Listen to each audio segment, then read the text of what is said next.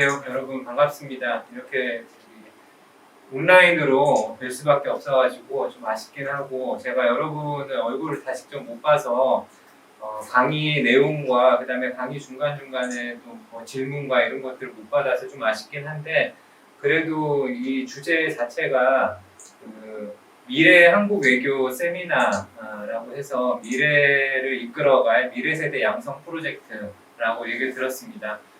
그래서 이제 한국 외교, 특히 그 중에서도 오늘 얘기할 것은 미중 가치와 규범 갈등 관계를 얘기하도록 하겠습니다. 저는 고려대학교 정치외교학과에서 국제정치를 가르치고 있는 김원준이라고 합니다.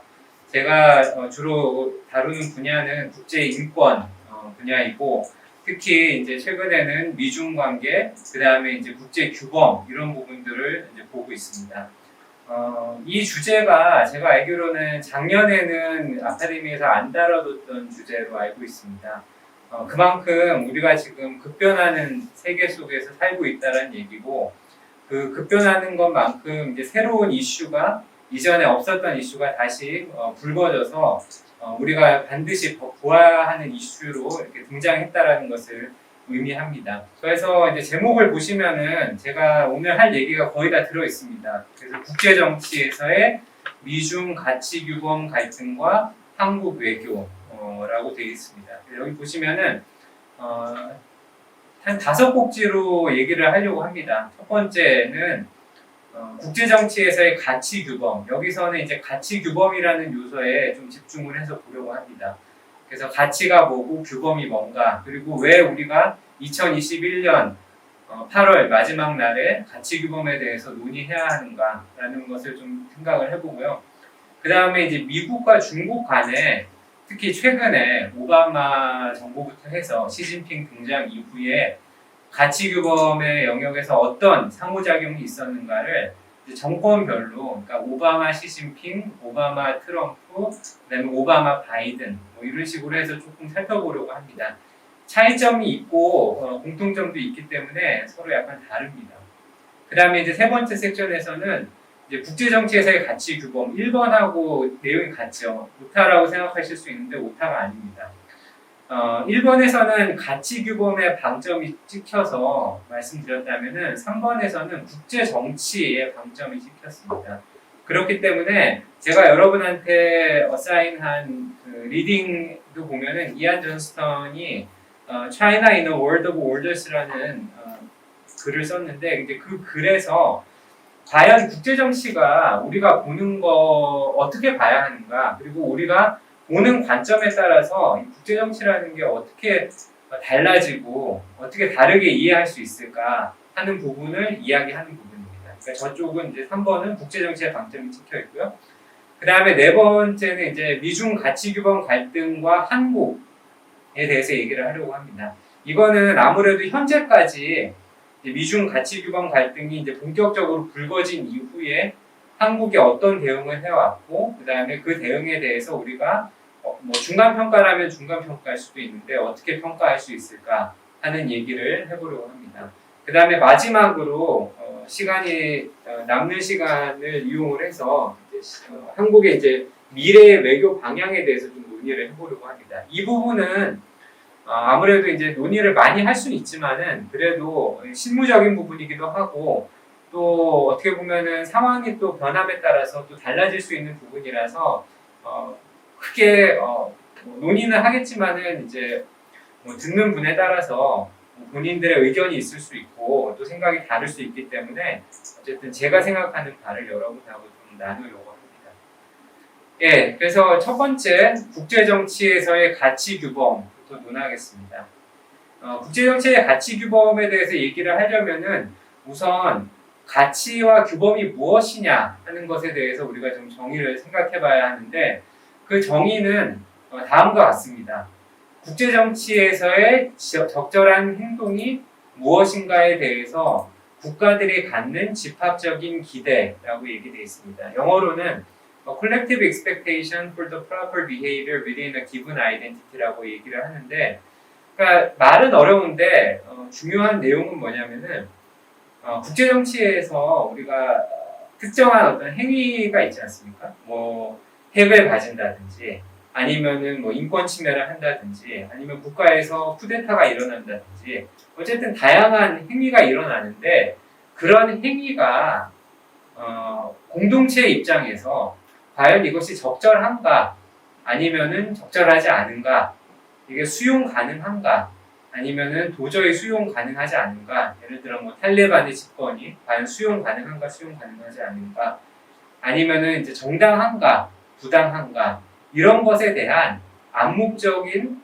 혹은 명시적인 가치 체계라고 할 수 있습니다. 그러니까 가치 체계라는 것은 여러 가지 그 가치가 모여서 체계적으로 하나의 어떤 원칙을 형성한다라는 얘기죠. 그래서 어떻게 보면은 규범이라고 얘기할 때 우리가 그 규범은 가치들의 덩어리라고 볼 수 있습니다.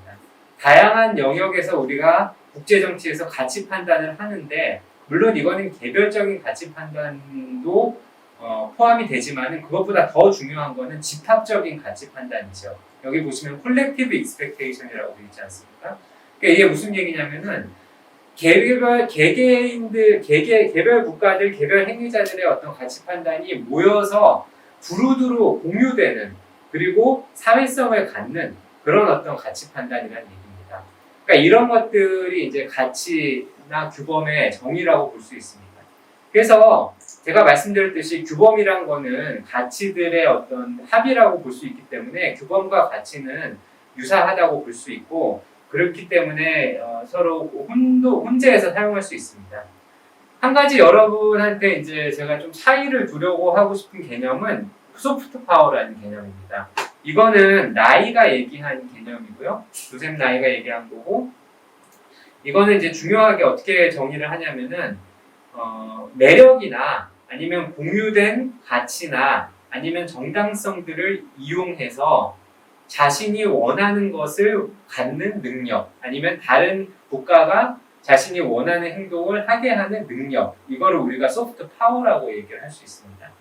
저는 소프트 파워와 가치 규범의 차이를 두고 있습니다. 왜냐하면은 가장 대표적으로 이제 소프트 파워 자체라고 얘기하면은 주로 한 국가가 가지고 있는 매력, 아니면 한 국가가 가지고 있는 정당성, 아니면 한 국가가 갖고 있는 가치, 이것이 얼마나 매력적이어서 다른 국가의 행동을 변화시킬 수 있을까, 이런 부분을 강조하는 겁니다. 그러니까 한 국가의 속성이죠. 그러니까 사회성이라는 부분이 결여되어 있습니다.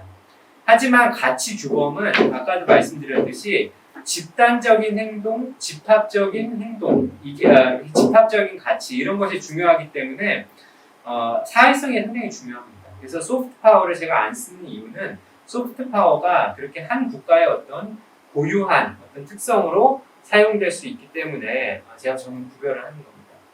중요성에 대해서 얘기를 해보겠습니다.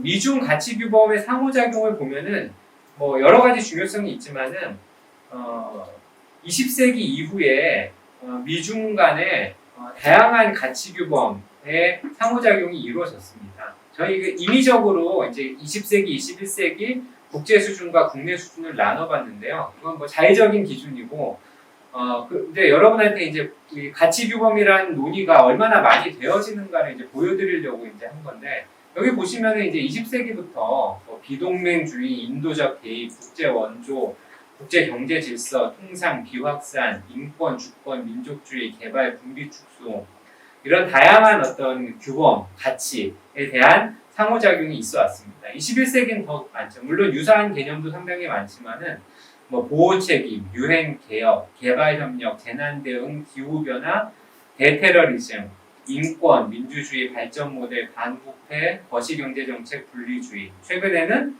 코로나19에 대한 대응까지, 이 부분에서 상당히 많은 가치 판단과 그다음에 그런 가치 판단이 모인 규범이 형성되어 있습니다. 세계 보건 규범도 마찬가지고, 그렇기 때문에 이 가치 규범이란 요소는 상당히 중요한 요소입니다.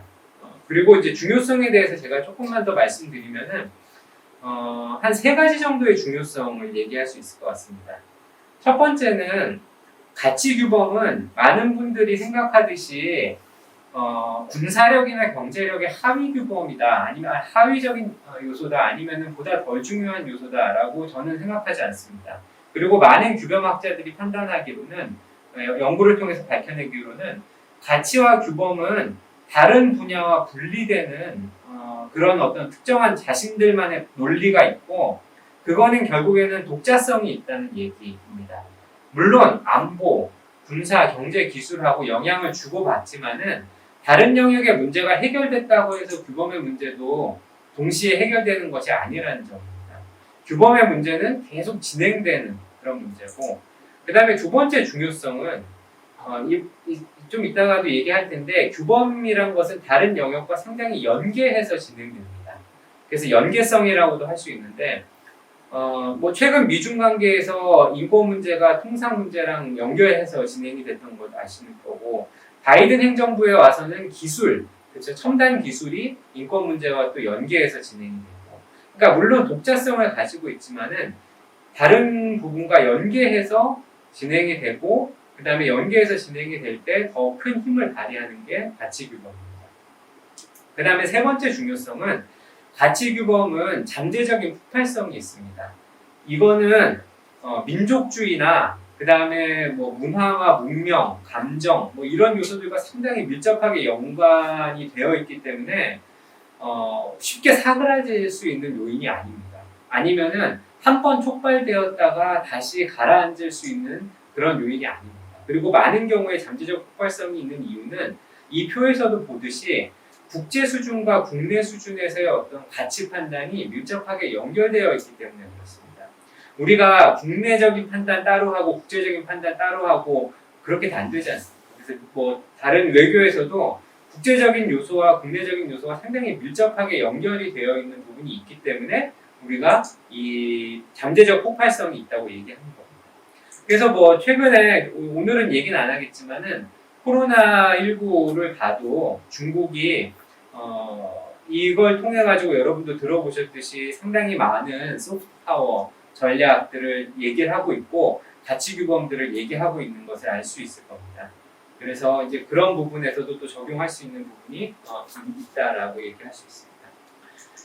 예, 그러면은 그 미중 관계를 한번 들여다보겠습니다. 미중 간의 이제 가치 규범이 어떤 모습을 그리면서 이제까지 진행됐는가라는 것을 이제 볼 텐데, 크게는 이제 여러 가지 가치 규범이 있죠. 그리고 어떤 연구자들은 보호 책임 문제, 또 어떤 연구자들은 뭐 비동맹 문제, 어떤 연구자들은 비확산 문제, 아니면 뭐 군비 축소 문제, 이런 문제들을 다루긴 하는데, 저는 인권과 민주주의를 연구하는 입장에서 여러분하고 이제 인권과 민주주의에 대해서 주로 얘기를 하도록 하겠습니다.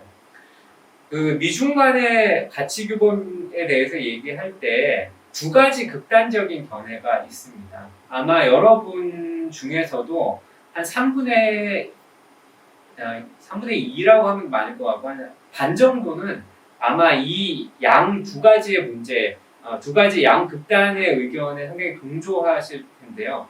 뭐 반보다 더 될 수도 있습니다. 근데 이제 저는 이제 이 두 가지 시각이 가진 문제점에 대해서 얘기를 하고 제가 보는 어떤 제3의 시각에 대해서 여러분한테 설명을 하도록 하겠습니다. 일단 간단하게 개괄을 하면은 첫 번째 시각은 인권이나 민주주의는 별로 중요하지 않다. 가장 간단하게 얘기하는 그런 시각입니다. 그리고 다른 문제는 이거는 전쟁이다라는 얘기입니다. 그러니까 저는 이것이 이제 두 가지 양극단으로 보는 겁니다. 뭐 전쟁이든 아니면 중요하지 않다든 양극단으로 보고 그 사이에서 보다 좀 합리적이고 또 어떻게 보면 중도적인 그리고 임피리칼한 그러니까 경험에 기초한 그런 어떤 인식을 우리가 얻어야 되겠다라는 것이 이 강의에서 제가 상당히 강조하는 부분입니다. 근데 그렇게 하기 위해서는 양극단에 뭐가 있는지 알아야 되는 거죠. 일단 첫 번째 극단부터 얘기를 하겠습니다. 여기 보면은 일단락된 문제라고 얘기를 하고 제가 물음표를 달아놨는데 이 말은 이제 우리나라에서 이제 상당한 권위가 있는 그런 어떤 연구자분께서 하신 얘기입니다. 그래서 이제 미중 관계, 특히 인권에 관련된 얘기가 한 2013년, 2014년 정도에 제가 들었던 얘기 같은데 미중 간에는 더 이상 문제가 되지 않는다. 이거는 일단락된 문제다. 이미 끝난 문제다. 라고 얘기하면서 대표적으로 내세웠던 얘기가 1994년 천안문 사태 이후에 상당히 미중 간의 인권 갈등이 지속됐고 상당히 첨예하게 지속됐는데 1994년 클린턴이 중국에 대한 어떤 최혜국 대우와 그 다음에 인권 문제를 연계하지 않겠다라고 선언함으로써 그 이후에 인권 대화가 시작되고 이것은 관리하는 차원으로 들어갔기 때문에 더 이상 문제가 되지 않는다라는 시각입니다. 여러분도 많이 들어보셨을 겁니다. 인권과 민주주의 국제정치에서 그냥 허울 좋은 껍데기 아니면은 그냥 다른 국가를 공격하기 위한 하나의 수단 이런 것과 일단 그 맥락이 닿아 있는 관점입니다. 저는 이것을 하나의 극단으로 보고 있습니다. 물론 이러한 관점을 뒷받침해주는 다양한 논의들이 있습니다. 없지 않습니다. 그 논의로서는 아까 클린턴 행정부의 반응도 그렇고 오바마 행정부에서 클린턴 국무장관이 여기서 서울에서 이제 중국으로 들어가기 직전에 인터뷰한 내용인데 거기서 다음과 같은 얘기를 했습니다. 중국과 협력하는 부분에 있어가지고 raise human rights issues if doing so did not interfere with China's cooperation. 그러니까 그 인권을 제기하는 것이 그 중국의 협조를 얻어내는 것을 방해하지 않는다면은 제기하겠다. 그러니까 뭐 중국이 이제 민감해하거나 아니면은 어려워하거나 불편해하면은 제기하지 않겠다라는 발언입니다. 물론 저 발언은 인터뷰에서 클린턴 국무장관이 했던 발언이고, 물론 그 시각을 나타냈죠. 다른 요인들이 중요하다. 근데 저것은 다만 인권 문제만이 아닙니다. 다른 여러 경제, 정치, 군사, 어떤 외교의 분야에 있어서도 특정한 시기에 우선순위라는 것이 생길 수밖에 없는 거죠. 그러니까 저것을 너무 극단적으로 인권이 중요하지 않다 이렇게 보는 시각은 저는 옳지 않다고 보고요. 그 다음에 이제 트럼프 행정부의 시기에 두 차례 이제 미중 정상회담이 있었는데 그때 이제 비서실장이었던 켈리의 발언입니다. 중국의 인권 문제를 물었을 때 그가 인터뷰에서 It is not up to us to pass judgment on Chinese human rights 라고 얘기를 했죠. 중국에 대한 중국의 인권에 대해서 우리가 이래라 저래라 판단하는 것은 우리의 몫이 아니다라는 발언이고 뭐 이런 종류의 이야기입니다. 하지만 저는 이런 전체적인 시각을 일단은 첫 번째는 근시안적이고 그 다음에 성급하고 약간 극단적인 판단으로 생각을 하고 있습니다. 그 이유는 제가 이후에 여러분한테 설명드리도록 하겠습니다. 아니면은 천안문 사태 이후에 미국의 조치가 상당히 강력했기 때문에 그 이후에 있었던 다양한 조치들은 너무나 작게 보이는 겁니다. 그래서 나타나는 착시 현상으로도 이제 볼 수 있습니다. 하지만 일단은 뭐 여러 가지 예가 이것이 이제 잘못된 시각이라는 여러 가지 예가 있는데 그 중에서 이제 한 가지만 여러분한테 다른 거 얘기하기 전에 소개드리면은 부시, 오바마, 트럼프, 바이든 지금까지 미국 행정부와 이 중국과의 인권 문제에 있어서는 한시도 조용했던 적이 없습니다. 많은 사람들이 인권 문제가 일단락 났다 그럴 때는 마치 그런 겁니다. 보도가 되지 않고 그 다음에 크게 언급이 안 되는 경우에는 중요하지 않게 보는 거죠. 마치 미얀마의 사태가 더 이상 언론의 관심을 받지 못하고 크게 주목받지 못한다고 해서 미얀마 사태가 끝난 것 같이 생각하는 거랑 같은 어떤 오류라고 볼 수 있습니다. 근데 연구자로서 계속 유심히 보면은 부시 행정부 내내 미국은 종교의 자유 문제에 집중했고 그 다음에 오바마 행정부 시기에는 류샤오보, 그 다음에 챙광첸 같은 이제 반체제 인사와 인권 변호사, 그 다음에 홍콩에 사라진 그 실종된 서점상들, 그 다음에 외국계 비정부 기구에 대한 반대 입법이나 달라이라마의 방문 등으로 상당히 시끄러웠습니다. 그 다음에 그 상당히 허니문을 가졌다고 얘기하는 트럼프 시기에도 특정 영역, 특히 사이버 공간에서의 어떤 자유, 아니면은 구금된 미국인 사업가 문제, 그리고 뭐 인권 변호사의 어떤 부인의 망명 문제, 뭐 이런 문제로 상당히 시끄러웠습니다. 한 가지만 예를 들면은 시에양이라고 얘기하는 중국의 인권 변호사가 있는데 그 부인이 첸구이리오 라는 이제 부인이 있었는데 그 부인하고 두 딸이 있었습니다. 근데 이제 그분들이 중국의 탄압을 이제 피해서 국경을 넘고 태국으로 가서 미국으로 망명을 시도한 사건이 있습니다. 그때 이제 이유는 그 막내 딸이 미국 출생으로 미국 시민권자였기 때문입니다. 근데 어쨌든 중요한 것은 그 과정에서 태국 정부를 둘러싸고 중국과 미국이 벌인 외교전 상당히 상당히 중요한 사건이라고 볼 수 있습니다. 특히 더 중요한 거는 어쨌든 불법 이민자로서 태국에서 중국의 요청에 의해서 체포를 하고 그 다음에 수감 시설에서 그 조사를 하고 이제 중국으로 송환을 앞두고 있는 상황에서 미국이 개입을 해서 방콕 공항으로 이 둘을 이송을 했는데 빼냈는데 그게 이제 언제냐면은 그 트럼프와 시진핑의 정상회담 직전입니다. 근데 이제 중요한 건 뭐냐면은 방콕 공항에서 중국의 이제 공권력과 미국의 어떤 요원들이 물리적 충돌 직전까지 가는 1시간 정도의 대치 상태가 있었다. 뭐 이런 요소들이 사실 보도가 안 되지만은 상당히 중요한 양국 간에 벌어지는 일이라는 겁니다. 그래서 이제 중요한 거는 어쨌든 이 하나의 시각은 제가 볼 때는 그 하나의 어떤 성급하고 근시안적인 판단이다. 특히 지금 우리가 2017년 이후에 벌어지고 있는 미중 관계를 보면은 더더군다나 일단락된 문제가 아니다라는 것을 명확하게 알 수 있는 거죠. 다른 한쪽의 또 시각은 전쟁이라는 어떤 유비, 어날로지를 사용해서 이것을 표현하는 겁니다. 저는 이것도 하나의 극단적인 시각으로 우리가 미중 관계를 볼 때, 특히 이제 가치 규범의 관계를 볼 때 잘 못 보게 하는 요소라고 생각을 합니다. 이 전쟁 어날로지는 크게 뭐 문명의 충돌이니 아니면은 신냉전, 뉴콜드워, 아니면은 이데올로기 워, 이념 전쟁 이런 말로 이제 표현이 되는데 어쨌거나 이것도 뭐 금방 그러니까 갑자기 나타난 건 아니고 이전부터 있었습니다. 그래서 문명의 충돌 같은 경우도 보면은 이제 미 국무부의 기획실에 있었던 이제 키론 스키너 같은 경우에는 중국과의 어떤 대결을 fight with a really different civilization 이라고 얘기를 하고 different ideology 라고 얘기를 하고 그 다음에 이제 그 다음에 보면은 중국은 독특한 도전을 준다. 왜냐하면은 베이징에 있는 정권은 서구 철학과 역사의 그런 어떤 유산이 아니기 때문이다.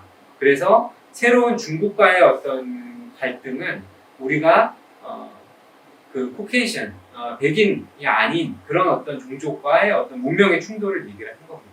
그래서 이런 종류의 이야기나 아니면 이제 카플란 같은 경우는 이제 신냉전 미중 관계에서 얘기를 하고 있고요. 그 다음에 이념 전쟁이라는 얘기 많이 들어보셨을 겁니다. 우리나라 언론에서도 이념 전쟁이라는 얘기를 많이 하고 뭐 이걸 환영하는 분도 있더라고요. 근데 어쨌든 저는 이제 이 시각 자체가 한쪽에 치우친 시각이고 이런 시각으로 미중 관계를 바라봤을 때 우리한테 크게 도움이 되지 않는다라고 생각합니다. 물론 이 전쟁을 실질적으로 이제 시도한 경우가 있죠. 이제 그게 이제 여기서 보이는 그 미국의 이제 백악관의 그 U.S. Strategic Approach to the PRC라고 하는 작년 5월 24일에 나온 문건입니다. 이 문건에서는 명확하게 이제 얘기를 하죠. 이제까지 우리의 중국 외교 정책은 실패했다. 관여 정책은 실패했다. 따라서 우리는 더 이상 중국의 이제까지의 정책을 펼지 않을 것이다. 라는 얘기를 하고 특히 거기서 이제 중국 국민과 공산당을 분리해내고 공산당의 특히 이념에 대해서 상당히 얘기를 합니다. 그리고 이 발표가 있은 후에 NSC, FBI, 그 다음에 법무부, 국무부 이렇게 해서 이제 계속 4회 연속으로 수장들이 지지하는 발언을 하고 결국에는 이제 여기서 하고 싶었던 얘기는 이 세 가지 도전이 있다. 첫 번째는 경제적인 도전, 두 번째는 우리의 가치에 대한 도전, 세 번째는 안보의 도전. 여기 보면은 이제 가치에 대한 도전이 두 번째로 올라가 있는 거죠. 그만큼 이제 이데올로기라는 부분을 상당히 강조하고 특히 이제 이데올로기 전쟁을 하겠다라고 이제 얘기를 했던 경우라고 볼 수 있습니다. 물론 이것도 실제입니다. 전략적으로 미국 트럼프 행정부에서 저런 주장을 했고 저런 방향을 잡았고 물론 저기서 일정 부분이 바이든 행정부에서도 계속적으로 보이고 있는 것은 현실입니다. 하지만 그렇다고 해서 미국이 이런 정책을 폈다고 해서 지금 미중 관계, 특히 미중 간 가치 규범 갈등이 전쟁이다 이렇게 볼 수는 없다고 생각합니다. 그래서 연구자로서는 첫 번째 시각도 아니고 두 번째 시각도 아니고 그래서 어떻게 보면은 이제 우리는 국제 정치를 볼 때 상당히 뭐 명확한 답을 원하죠. 아니면은 명확한 답이 있기를 바라고 보고 명확한 답이 있기를 바라고 보면은 현실이 저렇게 보일 수도 있습니다. 하지만 실질적인 현실은 훨씬 더 복잡하다는 얘기죠. 그리고 그 복잡한 얘기를 제가 여러분한테 이제 제3의 시각으로 인권과 가치규범 연구자로서 미중관계 특히 2017년 갈등이 불거진 이후에 어떻게 보는가라는 것을 여러분한테 소개를 할 겁니다. 물론 이전에도 미중 간의 인권과 민주주의를 둘러싼 여러 가지 갈등이 있었습니다.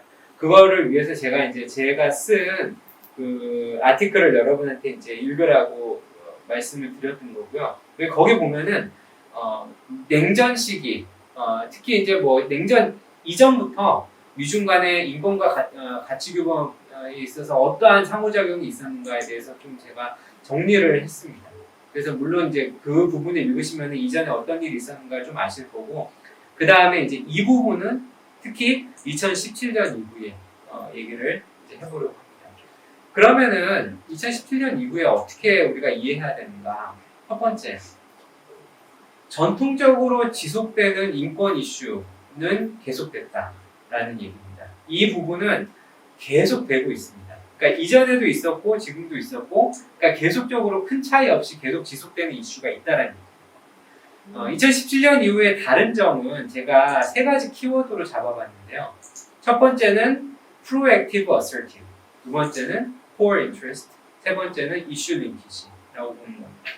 각각이 뭐냐, 이걸 좀 설명을 하면서 여러분한테 이제 말씀을 드리겠습니다. 이것을 이제 설명을 하다 보면은 여러분이 이제 미중 특히 인권과 민주주의 관계가 생각보다 그렇게 간단한 문제가 아니다라는 느낌을 받을 수 있고, 그리고 그런 느낌을 받아야지 이 아카데미, 특히 제 강의의 목적을 달성하는 거라고 생각을 합니다. 첫 번째 키워드는 전통적인 이슈의 지속입니다. 전통적인 이슈란 건 뭐냐? 그러니까 이건 미중 간에 여러 가지 모든 국가 간에도 마찬가지예요. 중국이 강대국이 되었던 안 되었던 간에 어쨌든 여러 가지 정책적인 부분에 있어가지고 갈등하는 부분입니다. 사회가 다르고 말한 대로 역사도 다르고 그 다음에 문화도 다르고 그렇기 때문에 발생할 수밖에 없는 이슈인데, 이 부분들이 2015년, 2012년부터 쭉 계속 되어 왔고 특히 2017년 이후에 더 불거져 왔다는 겁니다. 이 부분은 뭐 줄어들거나 그런 부분도 아니고 지속적으로 되는 부분입니다. 몇 가지 여기 사진을 보시면은 뭐 잘 아시듯이 류샤오보고 2017년에 죽었죠. 2017년에 이제 사망했고, 그 다음에 그 와이프 류샤의 어떤 망명 문제가 불거졌고, 그 다음에 옆에 보이는 거는 여러분이 익숙지 않을 텐데, 지금의 홍콩 사태에 관심 있는 분들은 아마 2015년부터 이 분들을 아실 겁니다. 이분들은 누구냐면은 이제 홍콩 북셀러라 그래가지고 서점상이고 주로 이제 중국의 비판적인 책들을 판매하고 인쇄하던 그런 어떤 서점상들인데 2015년에 실종됐죠. 실종됐는데 알고 보니까 중국에 가서 여러 가지 자의적 구금도 당하고 고문도 당하고 이런 부분들입니다. 그리고 옆에 칭광첸 2012년에 미국으로 망명을 했고요. 그다음에 오바마 같은 경우에는 바이든 세 차례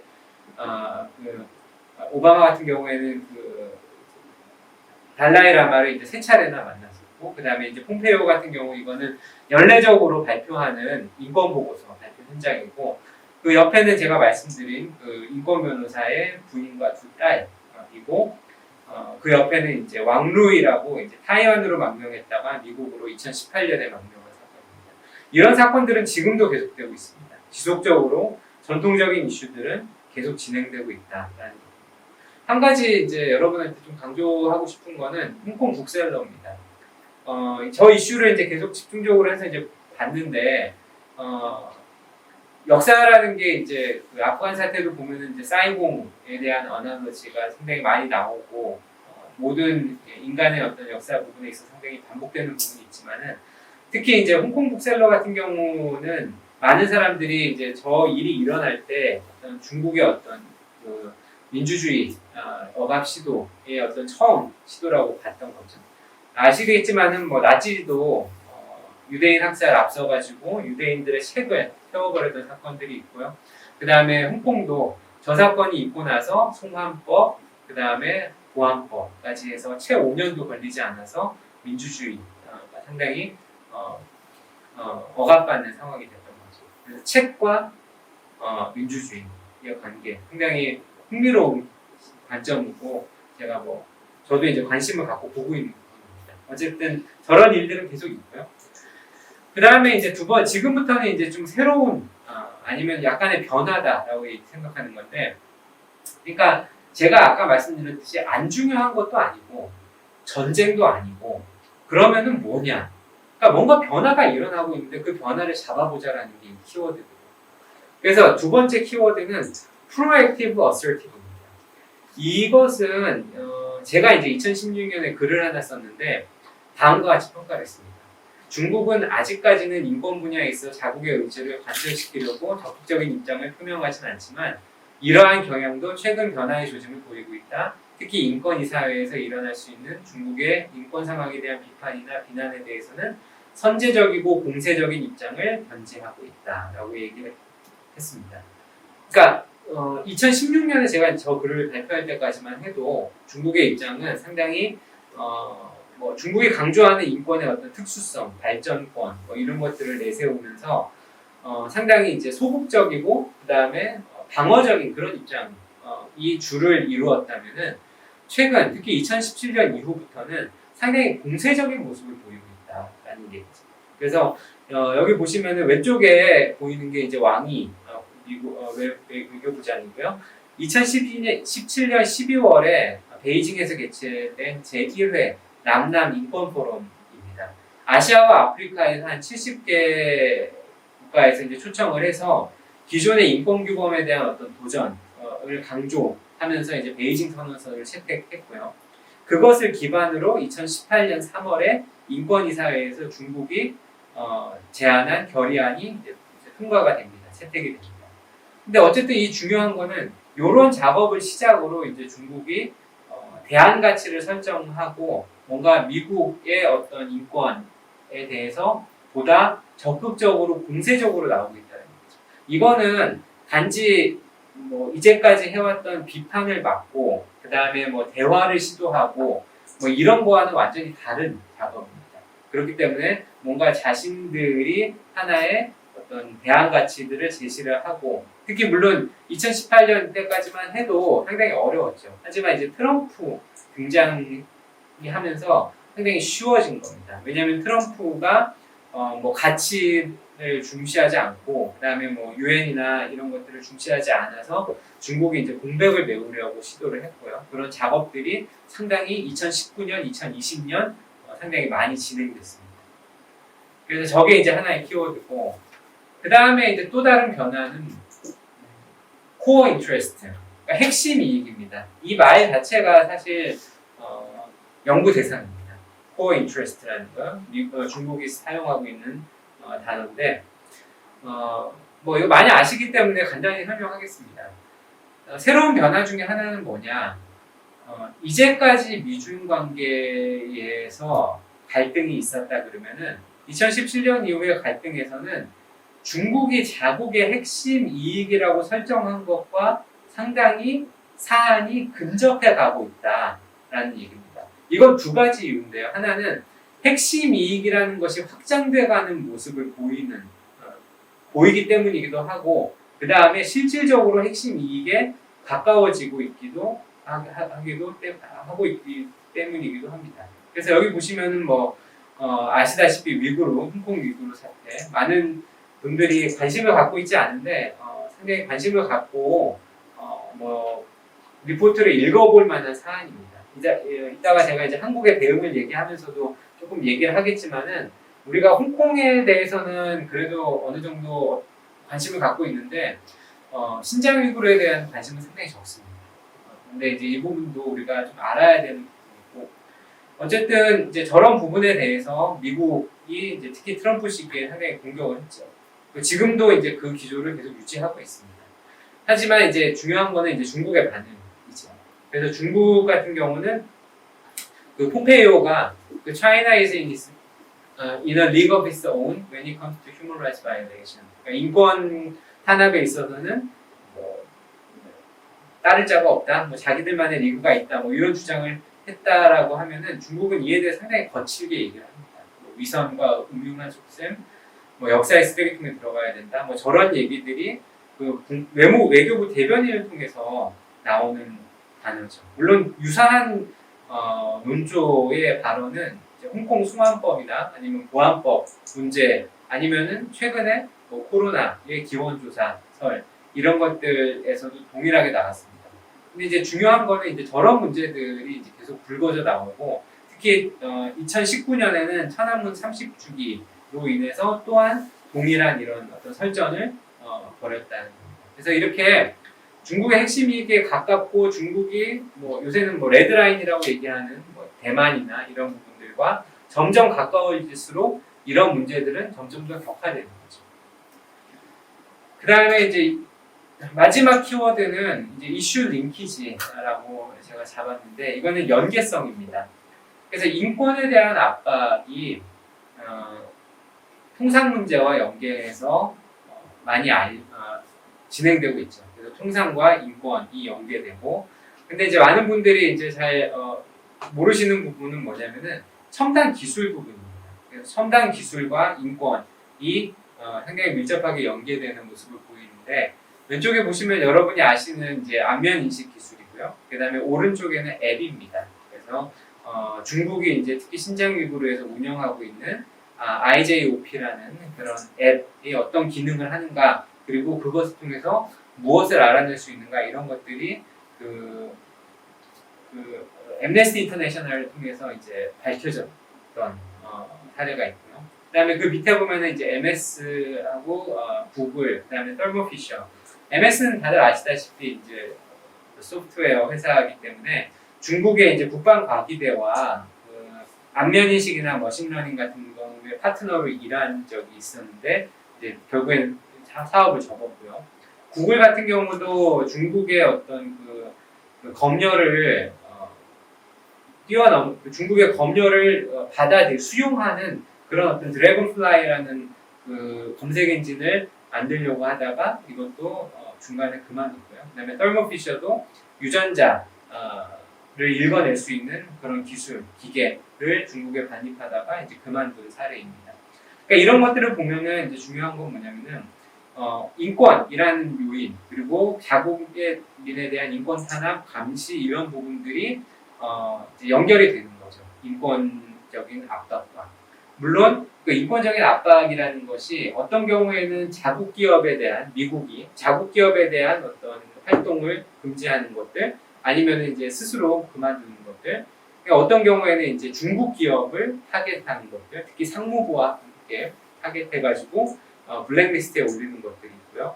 그 다음에 아니면 이제 중국을 직접적으로 이제 비난하고 비판하고 그런 타겟하고, 아니면 이제 G7 국가와 함께 여러 가지 비난 성명을 내고 UN 인권이사회 같은 것들을 통해서 이 부분들을 지적하고 하는 이런 부분입니다. 근데 이제 중요한 것들이 단순하게 인권 문제가 아니라 인권과 연계된 기술 문제가 불거지는 거죠. 그래서 이런 부분들이 있습니다. 물론 이제 여러분도 아시다시피 이제 화웨이와 밑에 이제 하이크비전 같은 경우는 아까 제가 얘기한 상무부의 리스트에 들어가 있는 겁니다.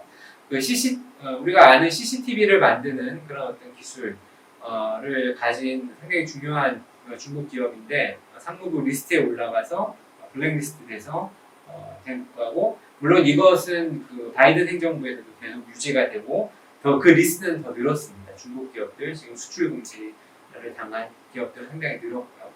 하웨이 사태는 여러분이 아시다시피 그 머만조가 이제 캐나다에서 체포가 되면서 시작된 건데, 물론 이건 인권 문제는 아닙니다. 근데 제가 저것을 왜 저기다 적어놨냐면은 저게 인권 문제화 되는 게 상당히 그 과정이 중요해서 여러분이 아셔야 돼서 제가 잠깐 말씀드리려고 이제 적어놨습니다.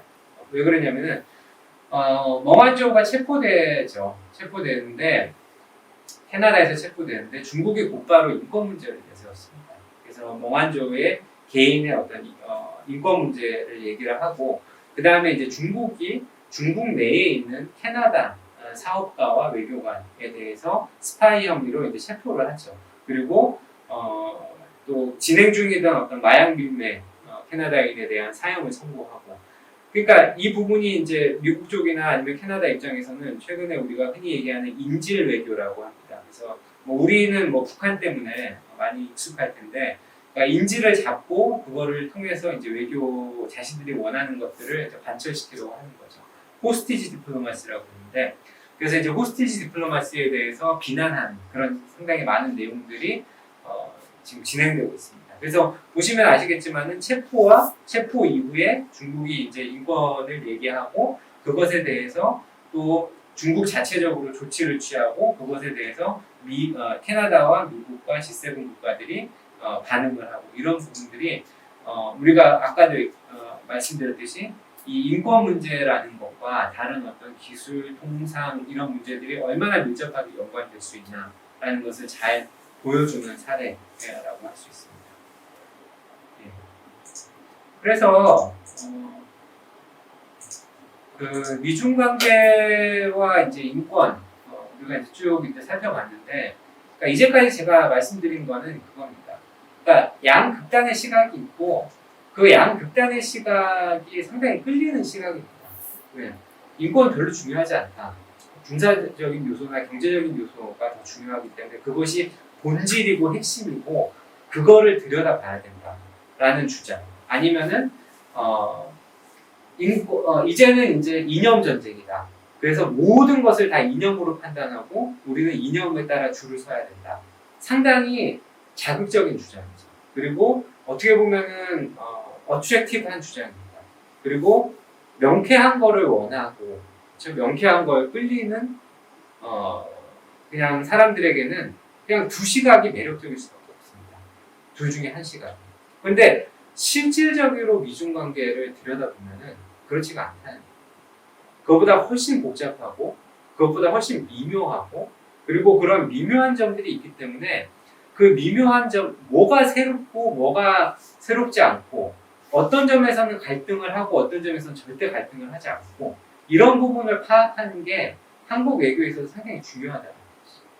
그렇기 때문에 저는 여러분한테 약간 이런 그 이슈가 특정한 큰 담론을 내세우고 이슈화하려는 어떤 시도들, 전쟁이니, 이념 전쟁이니, 아니면은 A라는 요소가 제일 중요하니, 이런 시각에 너무 경도되지 않기를 바랍니다. 왜냐하면 그렇게 했을 경우에는 우리가 원하는 시각이나 원하는 답을 얻어내지 못할 가능성이 상당히 많습니다. 왜냐하면 그거 자체가 허구이기 때문에. 실질적으로는 미국이 지금 계속적으로 주장하는 것과 같이 중국과 협력도 하고 경쟁도 하고 갈등도 하고, 그게 어떻게 보면 현실에 가까운 거죠. 그러면 그 지점을 우리가 찾아서 외교 정책을 펼쳐야 되는 거예요. 그래서 일단은 그러면은 이제 중단기 전망과 그 이유에 대해서 몇 가지 제가 설명을 드리겠습니다.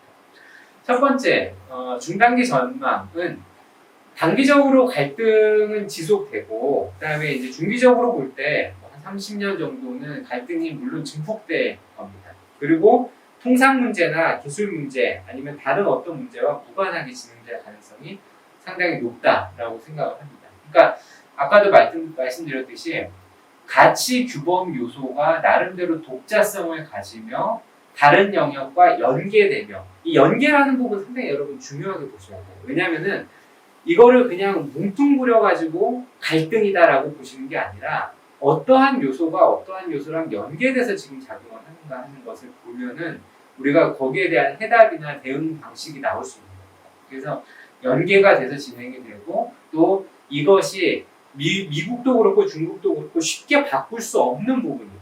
가치규범이라는 것이.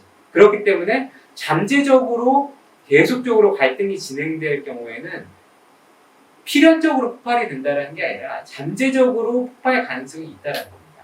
만약에 다른 요소랑 얽혀서 폭발이 일어났을 경우에 증폭할 수 있는 가능성이 충분히 있고요. 그리고 그렇게 중폭돼서 진행된 갈등은 다른 요소의 갈등이 해결이 됐다고 하더라도 가치규범에서의 만들어졌던 어떤 대립과 갈등과 적대감들은 쉽게 사그라들거나 쉽게 없어지지 않습니다. 그렇기 때문에 그것이 나름대로 관계를 끌고 갈 수 있는 요인이 된다. 그러니까 이런 요인들, 이런 요소들을 보고 우리가 한국 외교도 봐야 되고 미중 관계도 봐야 된다. 그래서 왜 이렇게 전망을 하느냐? 저는 이제 두 가지 근거가 있습니다. 첫 번째는 하나는 이론적 근거고요. 다른 하나는 경험적 사례를 읽어내는 그런 어떤 시각 때문에 그렇습니다. 첫 번째 이론적 근거는 여러분이 읽어보셨던 겁니다. 그래서 이 부분은 제가 구체적으로 얘기를 하지 않겠습니다. 인권의 상호작용을 보면은 지금의 미중 관계나 지금의 어떤 미중의 어떤 갈등 양상이 어느 날 갑자기 등장하는 것이 아니다라는 걸 여러분 아실 겁니다. 그래서 세 가지 점들을 제가 이제 그 아티클에 써놨는데 첫 번째는 미중 관계에서 인권은 역사적이고 그 다음에 사회적으로 구성된 것이다 라는 얘기입니다. 이거는 없던 것이 만들어졌다라는 얘기가 아니라 우리의 일상생활을 봐도 그렇죠. 우리가 A라는 사람과 관계를 할 때 특정한 시점에서 갈등이 생겼다. 그러면은 그 갈등 요인만 해결한다고 해서 갈등이 없어질 가능성은 거의 없습니다. 왜? 거기 갈등이 올 때까지 있었던 역사가 있었고 그 다음에 그 갈등을 둘러싼 주변인들, 우리가 사회라고 하는 거죠. 그래서 소셜이라고 하는 건데 소셜이 있는 거죠. 그렇기 때문에 이것을 이해하고 이것을 최대한 파악을 해야 된다는 거죠. 그래서 이것을 보면은 미중 간의 갈등의 양상은 어느 날 갑자기 나타난 것이 아니다라는 거죠. 그래서 제가 그 논문에서 쓴 거는 이제 중국도 이 지금 현재 있는 인권 체계가 만들어지는데 어느 정도 노력을 했고, 물론 그것이 이제 꼭 긍정적인 노력이냐 그거는 우리가 평가를 해봐야 되는데 어느 정도 상호작용하는 데 있어서 작용을 했다라는 얘기죠. 그 다음에 미중 간의 어떤 상호작용을 보면은 그렇게 단순하게 미국이 중국의 인권에 대해서 지적하고 공격하는 양상이 아니다라는 거. 제가 논문에서 써놓은 게 미국의 시민권 운동이 있었을 때 중국이 얼마나 그것을 특히 모택동이 이제 2번이나 담화를 발표하면서 인종 갈등을 이용하기보다 어쨌든 그것을 통해서 이제 선전을 하려고 했다라는 거 여러분 아실 겁니다. 이거는 다만 그 시민권 운동 1960년대에만 해당되는 건 아닙니다. 조지 플로이드 사건이 미국에서 있었고 흑백 갈등이 불거졌을 때 중국이 그거에 대한 논평이나 아니면 여러 가지 언론의 반응이나 아니면 공식적인 어떤 반응들을 봐도 상당히 그런 요소들에 대해서 상당히 공세적으로 나오고 있다는 걸 여러분이 아실 겁니다. 그래서 이제 이런 것들을 보면은 미중 관계가 단순하게 이제 현재의 어떤 힘의 역학 관계 때문에 미중이 인권을 이용하는 거다. 이거는 그냥 수단에 불과하다. 그리고 어떤 사람들은 몽둥이 회초리라는 얘기도 하던데 다른 국가를 때리기 위해서 그냥 사용하는 거다라고 얘기를 하는데 저는 그 의견에 반대합니다. 왜? 역사를 보면 그렇지 않다는 얘기죠. 역사를 보면은 보다 이 갈등들은 지속적으로 있어 왔고 그리고 단순하게 특정한 어떤 패권이나 어떤 힘의 관계를 지속하기 위해서 아니면은 이런 관계를 더 확대하기 위해서 쓰는 수단적인 요소가 있는 것이 아니기 때문에 그래서 첫 번째 그 이론적 근거 중에 하나고 그 다음에 두 번째는 미중 관계를 보면은 일단 시작된 갈등은 그것이 양국이 원하든 원치 않든 의외의 결과를 가져옵니다. 여기 보면 independent and long-term effect라고 얘기를 했는데 그 천안문 사건 이후에 일어났던 미중 간의 어떤 상호작용 양상을 보면은 여러분이 또 쉽게 아실 수 있을 겁니다. 뭐 특히 많은 학자들이 특히 일본과 중국을 전문하는 학자들이 얘기하는데 그 중국의 어떤 다자 외교의 양상이 확실히 변한 거죠. 천안문 사건 이후에. 그래 그런 것들이 상당히 롱텀 이펙트고 이런 이펙트는 사실 미국도 그렇고 중국도 그렇고 의도하지 않은 겁니다. 그러니까 이러한 결과가 있을 수 있다는 얘기죠. 그리고 이러한 어떤 결과는 다른 요인들이 해결됐다 그래서 해결되는 것이 아니고 그 다음에 세 번째로는 이제 consistency and persistency in the human rights in China and the US relations라는 건데 이거는 아까도 제가 몇 번 말씀드렸듯이 국내의 어떤 모델과 국내에서 추구하는 가치와 외교 정책이 상당히 밀접하게 연결되죠. 연결되기 때문에 이러한 일들이 그러니까 지속될 수밖에 없는 거죠. 그리고 나름대로의 어떤 지속력을 가지는 거죠. 그래서 이게 이제 하나의 이론적인 근거고요.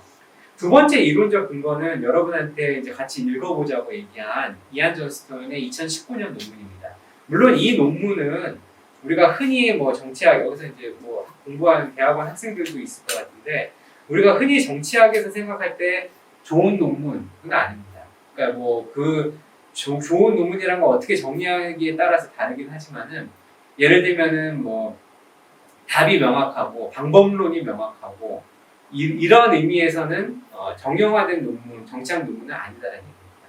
하지만 그럼에도 불구하고 이 논문이 가지는 상당한 큰 힘은 우리가 국제 정치를 바라봐야 하는 시점에서 미중 관계를 바라보게 해준다는 겁니다. 이 논문을 안 읽어보신 분들은 반드시 읽어보시기 바랍니다. 여기 보면은 제목에 모든 것이 들어있습니다.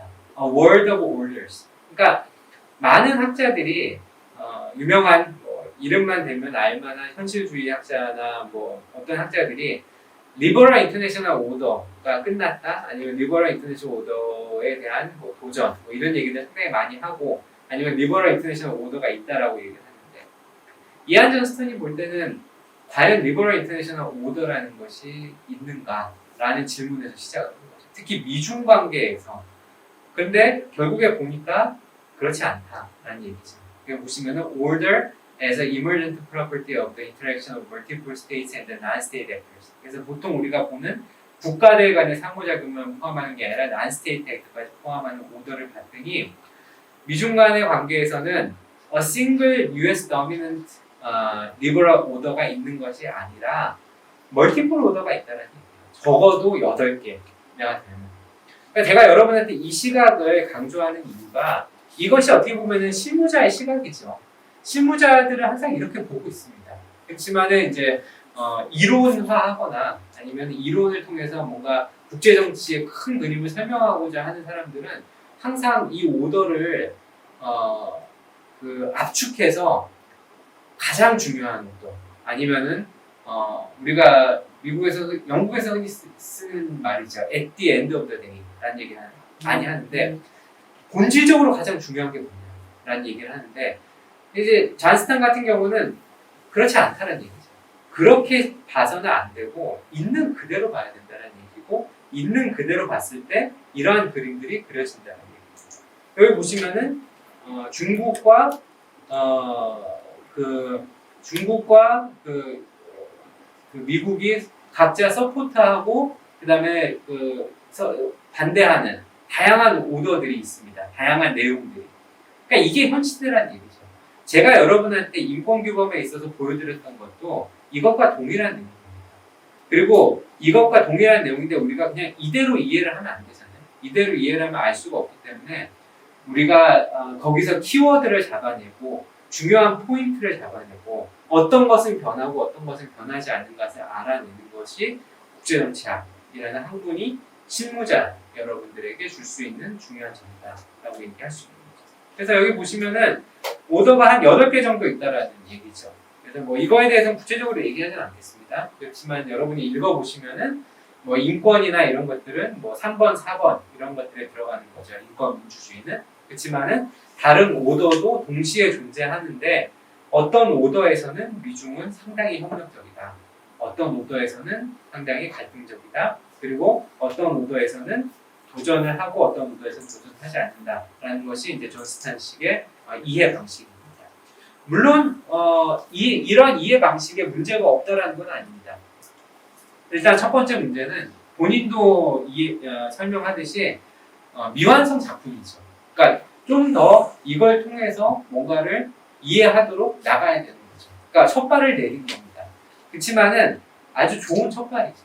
그러니까 우리가 길을 갈 때 갈림길이 있다고 생각을 해봅시다. 그런데 A란 길이 다른 길이고 BC란 길이 잘못된 길이면은 사실 첫발을 잘못 내게 되면은 아무리 열심히 빨리 가도 거기서 우리가 얻는 결과는 우리가 바람직하지 않은 거예요. 예를 들면 인권이나 미중관계에서 이 가치 규범의 어떤 동학이 전쟁도 아니고 중요하지 않은 것도 아닌데 그쪽 길로 첫발을 내딛어서 열심히 가보고 정책을 마련하고 그리고 그것을 기반으로 해서 정책을 입안했다고 생각을 해봅시다. 그러면은 아무리 열심히 하고 아무리 재원을 쏟아붓는 뭐합니까? 그러니까 현실을 바르게 보는 첫발이 그만큼 중요하다는 거죠. 그런 점에서 이 작품은 뭐 언던 프로젝트라고 볼 수는 있지만은 그렇지만은 좋은 시작이다라고 볼 수 있고 물론 이제 여기서 특히 학문하시는 분 입장에서는 parsimony 얘기를 할 겁니다. 적은 변수로 많은 것을 설명하는 모델, 설명력 이런 부분에서 약하지 않냐, 너무나 복잡하지 않냐, 언제 이걸 다 보고 있냐라고 얘기를 하실 텐데 봐야죠. 왜? 살기 위해서 봐야 됩니다. 국제정치가 우리한테 중요하면은 그리고 국제정치가 우리한테 그만큼 중요한 요소이면은 복잡하더라도 봐야죠. 단순화시켜서 보는 게 답을 안 갖다 주면은 복잡한 상태로 해결책을 찾아야 되는 게 맞는 거죠. 복잡한 상태에서 여러 가지 블럭들이 있는 상황에서 우리가 길을 찾아가야 되는 거죠. 그런 점에서 이 오더가 여러 가지 있다라는 관점은 굉장히 중요합니다. 그리고 그러면 여기서 그럼 무슨 서제스천, 폴리시 서제스천이 있을 수 있냐? 이 점을 이제 제가 마지막으로 여러분한테 이제 이따가 한국을 보면서 좀 얘기를 나눠볼 텐데요. 그 전에 이제 그 전에 있다라는 얘기죠. 그러니까 폴리시 서제스천이 있고 그다음에 이러한 복잡한 상황을 통해서도 우리가 찾아낼 수 있는 묘안이 있다라는 얘기죠. 물론 묘안이 있다라 그래가지고 그 모든 안이 다 가능하냐? 그렇진 않습니다. 아니면은 그 안이 있다고 해서 실행했을 때 우리가 의도한 결과를 얻을 수 있냐? 아닙니다. 그렇지 않죠. 그러면 여러분의 인생도 완벽해야죠. 지금 그렇지 않기 때문에 우리가 여러 가지 안들을 생각해 보는 거고 시도해 보는 거고 반성을 해 보는 거고 성찰을 해 보는 거죠. 외교에 있어서. 그러면은 이제 이론적 근거는 그렇고 경험적 근거 두 가지를 제시를 하면은 첫 번째는 이 상황이 바이든에 와서도 변하지 않았습니다. 그러니까 트럼프에서 있었던 여러 가지 그 상황이 물론 톤이나 누앙스나 아니면 여러 가지 정책의 어떤 그 거침 이것들은 상당히 사라졌죠. 그러니까 상당히 세련되고 우리가 이전에 이제 미국 외교 정책에서 에스타블리시다라고 얘기하는 그런 어떤 새로운 그 이전의 외교 정책으로 복귀는 이루어졌는데 그 내용적인 측면에서는 크게 달라지지 않았다는 얘기입니다. 바이든이 들어와서 한 얘기가 US is back and ready to lead라고 얘기하는 거고 그 다음에 그 이후에 있었던 쿼드 정상회의 화상이었지만은 물론 이제 곧 실질적으로 하지만 그 다음에 이제 G7 우리도 초청받은 G7 플러스 4 그 다음에 우리 일본 그 다음에 이런 국가들에 대한 어떤 서밋 정상회의 그 다음에 나왔던 인테림 NSS 내셔널 스트래티지 가이드를 보면은 이런 입장이 분명히 드러나 있습니다. 그래서 미국 자체도 변하지 않았다라는 얘기죠. 바이든 행정부가 들어왔을 때도 변하지 않은 정책이고 그렇기 때문에 이 기조는 계속 가고 있는 거죠. 그러니까 요새 보면은 더 흥미로운 점은 미국 뭐 알래스카에서 있었던 블링컨과 그 다음에 설리반과 왕이와 이런 그 모습을 봐도 여러분이 신문 뉴스 같은 걸 봐도 여러분이 아실 겁니다. 근데 이제 더 중요한 거는 미국의 입장이 변하지 않았다라는 것도 중요하지만은 중국이 최근에 상당히 거세졌다는 겁니다.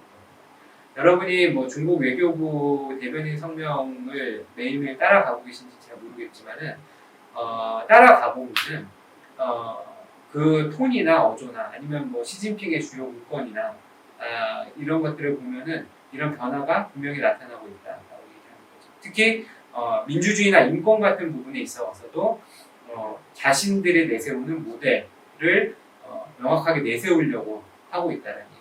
그래서 마지막에 보면은 이제 시진핑이 얘기한 이제 우리의 이야기를 이제 잘하는 것 이것들을 상당히 강조하고 있고요. 그러니까 이거는 이제 선전전이죠. 우리가 흔히 얘기하는. 그래서 이런 부분 상당히 강조하고 있고, 그래서 민주주의 같은 경우도 인민을 위한 민주주의, 그다음에 인권도 인민 중심의 어떤 인권 개념 이런 것들을 내세우고 국제 무대에서 계속적으로 얘기하고 있습니다. 전략 외교라고 얘기하는 울프 워리어 디플로머시로 선전하는 것도 여러분이 아실 테고, 그다음에 많은 경우에는 이제 이런 historical trend, respect history 뭐 이런 얘기를 제가 왜 써냈냐면은 중국의 어떤 지도부들에서 끊임없이 하는 얘기 중에 하나 중에 중요한 얘기가 이런 어떤 역사의 어떤 흐름, 변화할 수 없는 어떤 역사의 어떤 수레바퀴 뭐 이런 얘기들이 지속되고 있다는 얘기죠.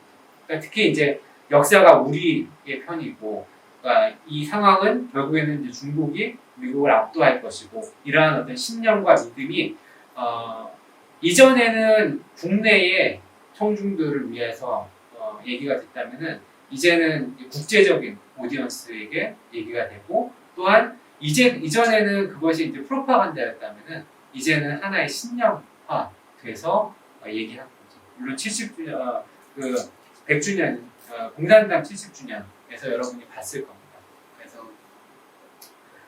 중국 공산당 100주년인가요? 네, 100주년에서 여러분이 그 시진핑의 그 연설문을 보면은 그것들을 명확히 알 수 있고, 그 이후에 나타난 여러 가지 문건과 조치들을 봐도 여러분이 동일한 어떤 느낌을 받을 수 있습니다. 그러니까 이전에는 미국이 공세적이었다. 뭐 얘기하면은 아까 얘기한 대로 이제 중국도 인권과 민주주의 이런 부분에 있어서 상당히 공세적인 모습을 보이고 있다는 것이 이제 하나의 경험적인 근거이고, 그 다음에 이제 두 번째 경험적인 근거는 이거는 이제 여러분한테 또 제가 읽으라고 했던 Practice What You Preach라고 얘기하는 논문인데, Foreign Affairs의 하버드 대학의 샤터과 시팅크가 2021년에 쓴 건데, 가치 규범을 내세우는 건 좋은데 미국도 해결할 문제가 많다.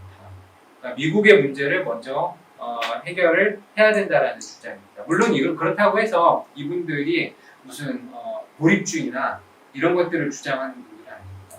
이분들의 얘기는 이만큼 가치 규범이라는 것이 외교라는 영역에 나가게 되면은 얼마나 어려운가라는 얘기를 얘기하는 겁니다.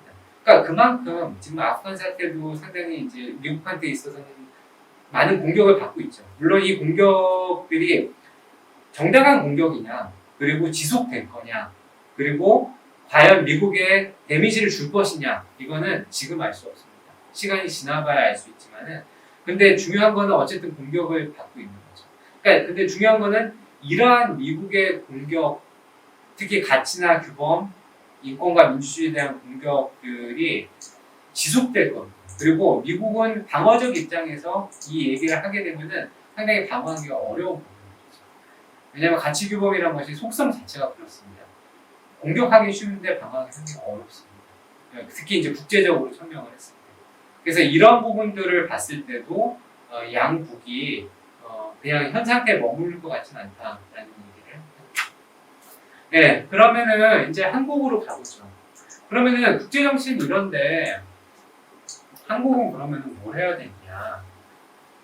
특히 한국의 외교, 많은 분들이 이 부분에 관심이 많을 텐데 뭘 해야 되느냐? 답이 있냐? 답이 있으면은 그 답이 물론 답을 낼 수 있죠. 우리가 문제를 풀 수 있죠.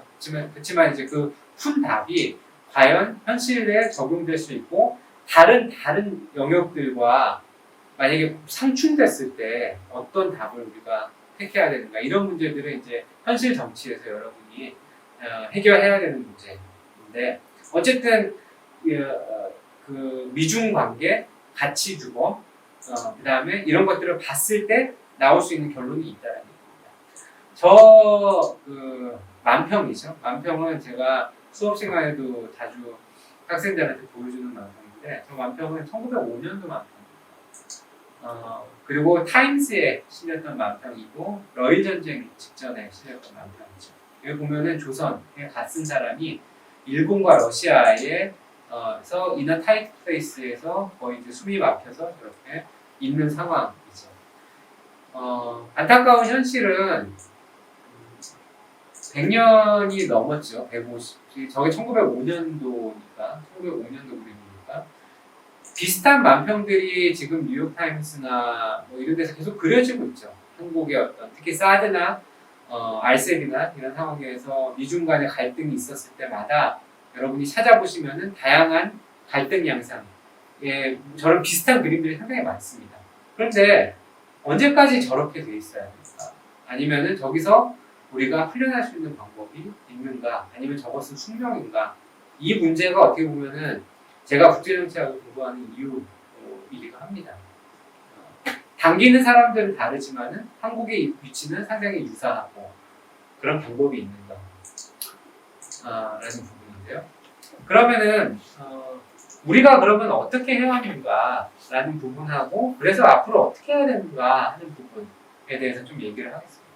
어떻게 해왔는가라는 부분에 대한 평가에 좀 집중을 하고요. 그래서 어떻게 해야 될까라는 부분은 제 얘기도 조금 하지만은 여러분한테 맡기겠습니다. 여러분이 이 리딩을 읽고 제 강의를 듣고 또 여러분의 각자 영역이 있지 않습니까? 그게 뭐 NGO면 NGO 아니면 정부면 정부, 언론이면 언론, 학계면 학계 이런 여러 부분에서 여러분이 그 자신에 맞게 자신이 할 수 있는 어떤 외교의 방향을 설정하는 게 상당히 중요합니다.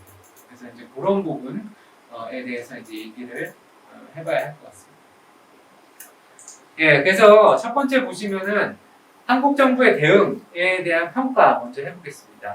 미중 관계에서 갈등 사안을 보면은 홍콩 시위, 홍콩 송환법과 보안법 문제가 상당히 중요하죠.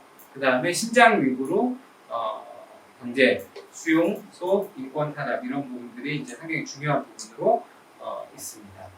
그래서 이제 그런 부분에 대해서 우리 정부가 2017년 이후에 어떻게 해왔는가라는 부분에 대해서 조금 설명을 드리겠습니다. 이 얘기를 하다 보면은 약간 뭐 항상 이제 현 정부나 아니면 어느 정부가 됐든지 간에 실무를 안 하는 입장에서는 아쉬운 점을 얘기할 수 있죠. 물론 그렇다고 해서 제가 뭐 어느 정부가 됐든지 간에 현 정부든 이전 정부든에 대해서 실무진의 입장의 어려움에 대해서 가볍게 생각을 하거나 모른다거나 그러지 않아요. 그렇다고는 이해하지는 말아주셨으면 좋겠습니다. 왜냐하면은 물론 이제 외교 현실의 입장에서 굉장히 어려움이 있고 그거는 오늘 블링컨이 이제 아프간에서 최종적으로 나오면서 기자회견을 하면서 설명한 상당히 한 20분 정도의 분량의 어떤 담화 내용이 있거든요. 그 부분만 봐도 우리가 알 수 있죠. 얼마나 이것이 어려운 작업이고. 근데 사실 본인이 하지 않은 일에 대해서는 사실 여러분도 알겠지만 좀 박하죠. 평가가. 그렇기 때문에 물론 그런 부분을 좀 감안을 하고 들어주시기 바랍니다. 그렇지만 이제 제가 이제 볼 때는 현재 뭐가 가능하고 뭐가 가능했고 이렇게 했으면은 조금 더 어땠을까 하는 어떤 대안을 제시하는 것. 저는 학자로서는 그게 이제 작업이라고 생각합니다. 그래서 첫 번째는 제가 뭐 입안을 하는 사람이 아니기 때문에 정책을 펴는 사람이 아니기 때문에 그거는 다 실무진들의 일이고 학자로서는 아까 쭉 말씀드렸듯이 현실을 어떻게 봐야 되는가 어떻게 보는 게 가장 우리한테 맞고 경험적으로도 다르고 그 다음에 그걸 통해서 우리가 옳은 길을 찾아갈 수 있는가 하는 그런 어떤 보는 시각을 제시하는 것 그게 어떻게 보면 가장 중요한 거죠. 그 다음에 가능한 대안들에 대해서 한번 제시를 하는 거죠. 그런 입장에서 평가를 들어주시면 좋겠습니다. 첫 번째, 첫 번째 이제 홍콩 관련된 건데 그 부분에 있어서는 저는 이제 이렇게 평가를 합니다. 물론 문재인 정부와 외교 팀이 상당히 전례 없던 상황을 맞이했죠. 트럼프라는 굉장히 미국 외교에서도 굉장히 전통적이지 않은 그런 어떤 외교와 그 다음에 여러 가지 논의 방식과 또 트위터를 이용한 여러 가지 커뮤니케이션과 그리고 이제 아까도 말씀드렸듯이 2020년 5월에 그런 어떤 발표와 그 다음에 대중국 외교 정책의 어떤 선회 이런 것들이 상당히 우리에게 있어서는 급작스러운 상황입니다. 그러면 이런 급작스러운 상황에서 어떻게 대응을 했는가? 일단 정부는 뭐 어쩔 수 없이 상당히 신중하고 조심스럽고 원론적인 정책 기조를 유지했다고 저는 봅니다.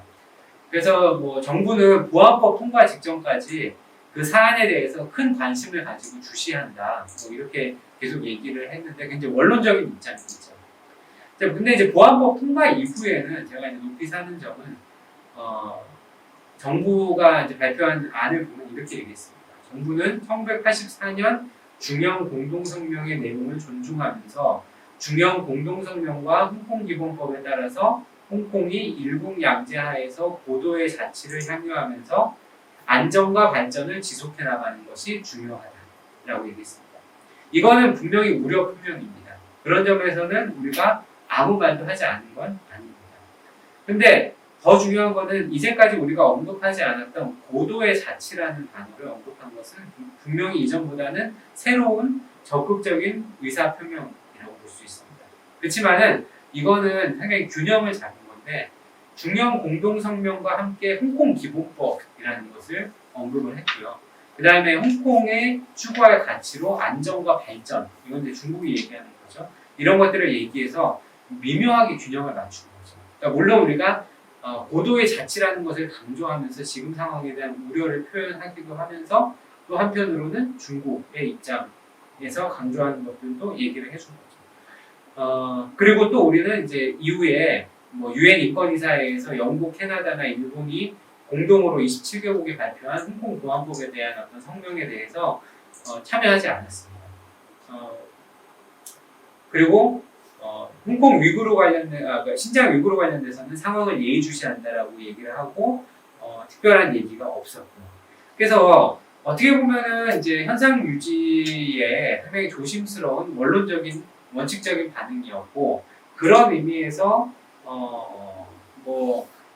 이 상황에 대한 어떤 정부의 표명이라고 보는데 저는 이러한 어떤 대응 방식은 이전에 이제 가치 규범 분야가 바뀌지 않는 외교적인 상황에서는 바람직한 대응이라고 합니다. 생각합니다.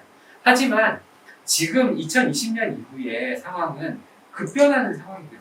그러니까 가치 규범 외교의 어떤 지형이 급변하는 상황인데 거기서 이제 원론적인 얘기를 했다라는 거는 자칫하면 이제 외교 정책의 주도권을 잃거나 아니면 정책의 의미를 우리가 주도적으로 해석하지 못하고 남한테 해석을 맡겨버릴 그런 어떤 문제가 있는 거죠. 그래서 이런 부분에 있어서는 이제 제가 생각할 때는 보다 우회적인 방법으로나마 좀 더 적극적인 의사표명이 있었으면 어땠을까. 특히 우리 그 전에 여러 가지 사건들이 있었지 않습니까? 송환법 관련돼 가지고 중국 유학생들의 어떤 풍경 문제도 있었고, 그 다음에 또 송환법 관련돼서 한국의 어떤 체류인들도 그 법의 어떤 대상이 될 수 있는 위험성도 있었고, 이런 부분에 대해서 우리가 우회적으로 좀 얘기를 했으면은 보다 우리의 입장에 대해서 좀 더 드러낼 수 있는 부분이 있지 않았을까라고 생각합니다. 그 다음에 한미 정상회담 이것도 이제 가치 규범에 있어서는 상당히 좋게 평가를 하죠. 일반 언론들도 평가를 좋게 하는 것 같고, 공동성명에서도 여러 가지 국내에서 민주주의와 인권, 그 다음에 법치 이런 것들의 비전을 공유한다. 그리고 대만 해협과 남중국해도 언급을 하고, 그 다음에 인권과 법치를 국내외에서 증진한다. 이런 어떤 논의도 있었고, 물론 이런 논의도 짧은 문건에서 한 3차례씩 반복을 하고 그러거든요. 근데 이런 부분은 상당히 이제 의미가 있었는데, 근데 한편으로는 또 한국의 이제 그 발표 직후에 또 뭐 대만 해역 관련돼서는 일반적이고 원칙적인 수준에 불과하다. 그 다음에 뭐 의례적인 어떤 표현이다. 뭐 이런 얘기들 하면서 이제 약간 중화시키려는 시도들이 너무 급하게 있지 않았나라고 생각을 합니다. 특히 이제 또 우리가 G7 정상회의 어떤 공동성명과 열린 사회 성명에서 얘기한 것들에 대해서도 우리가 주체적으로 또 우리의 어떤 가치, 그거 외교를 좀 내세울 수 있는 부분이 있지 않았을까라고 좀 아쉬움이 좀 남습니다. 물론 그런 부분에 있어가지고 현실에서 우리가 할 수 있는 부분을 했다고 생각을 하지만은 좀 더 우회적으로 테스트할 수 있는, 특히 이제 바이든 트럼프 행정부 말기에 우리가 좀 테스트할 수 있었던 부분이 있지 않았을까, 여러 가지 시도를 해볼 수 있지 않았을까라는 생각에 좀 아쉬움이 남습니다. 그래서 특히 이제 중국에 대해서는 그러니까 인권이나 아니면 법치나 아니면 민주주의에 대해서는 우리가 천명하는 아니면 우리가 생각하는 명확한 가치에 대해서 좀 명확하게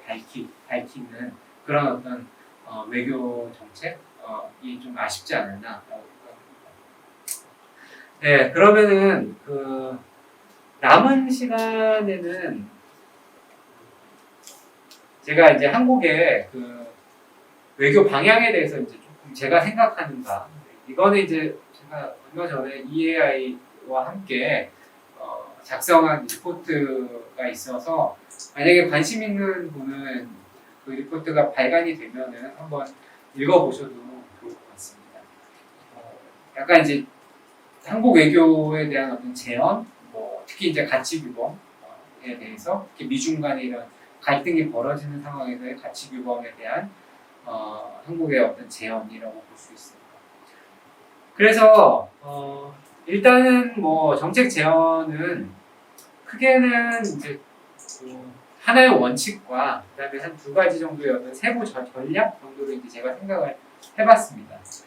그 원칙이라고 얘기하면은 첫 번째는 우리 고유의 가치와 규범에 기반한 어떤 보편적인 가치 규범의 일관적인 추구, 뭐 이런 것들을 생각해 볼 수 있을 겁니다.